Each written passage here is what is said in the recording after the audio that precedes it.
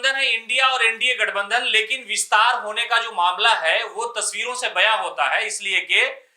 दही चूरा का प्रोग्राम है और वहां पर पहुंचे हैं जन अधिकार पार्टी के सुप्रीमो राजेश रंजन और पप्पू यादव। हालांकि पप्पू यादव लगातार कांग्रेस, राहुल गांधी और आरजेडी सुप्रीमो लालू प्रसाद यादव की सराहना करते रहे हैं, लेकिन चुनावी मौसम में 2024 की जो बिसात है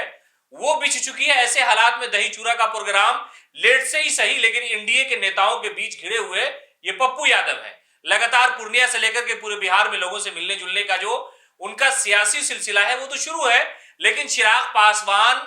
मेजबान है और मेहमानों की जो संख्या है वो उसमें सबसे ज्यादा एनडीए के नेता हैं। यानी वहां पर चिराग पासवान मौजूद है, जीतन राम मांझी मौजूद है, उपेंद्र कुशवाहा मौजूद है और सबसे बड़ी बात यह है कि भारतीय जनता पार्टी के जो प्रदेश अध्यक्ष हैं सम्राट चौधरी उनके साथ देखिए किस तरह से बहुत हंसते हुए तरीके से सियासत पर गुफ्तगू हो रही है। हालांकि प्लेट में दही और गुड़ की मिठास है, लेकिन कहा यह जा रहा है, सुना यह जा रहा है, लोग यह कयास लगा रहे हैं कि क्या पप्पू यादव को इंडिया गठबंधन के नेताओं ने जब तवज्जो नहीं दी तो क्या वो एनडीए की तरफ अपना ठिकाना तलाश रहे हैं। इसलिए कि लोकसभा चुनाव में और विधानसभा के चुनाव में फर्क होता है। लोकसभा में कहा यह जाता है कि जो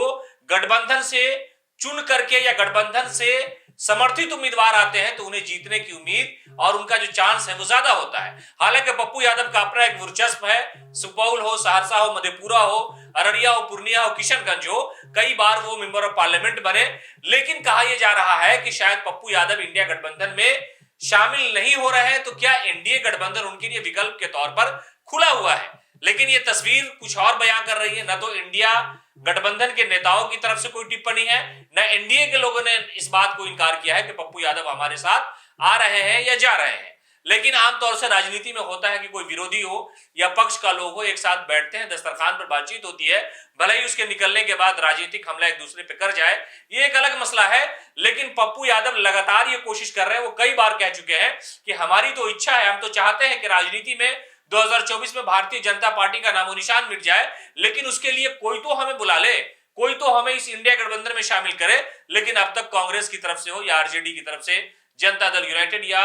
इंडिया गठबंधन में जितनी भी पार्टियां शामिल हैं, उन्होंने कभी भी पप्पू को सियासत की दावत नहीं दी। तो शायद एनडीए की दावत में पप्पू यादव जा बैठे हैं और लोग ये कयास लगा रहे हैं, अंदाजा लगा रहे हैं क्या पप्पू यादव पासा पलटने वाले हैं, क्या उनकी पार्टी अलायंस कर लेगी एनडीए गठबंधन के साथ और वो पूर्णिया से चुनाव लड़ जाएंगे। तो ऐसे हालात और ऐसी तस्वीर जो राजनीति की है वो कभी भी बन सकती है। हालांकि पप्पू यादव या उनके पार्टी की तरफ से कोई आधिकारिक घोषणा इस बात की अब तक नहीं हुई है कि वो किस गठबंधन के साथ हैं या कौन सा गठबंधन उन्हें बुला रहा है। पप्पू यादव आमतौर से राजनीतिक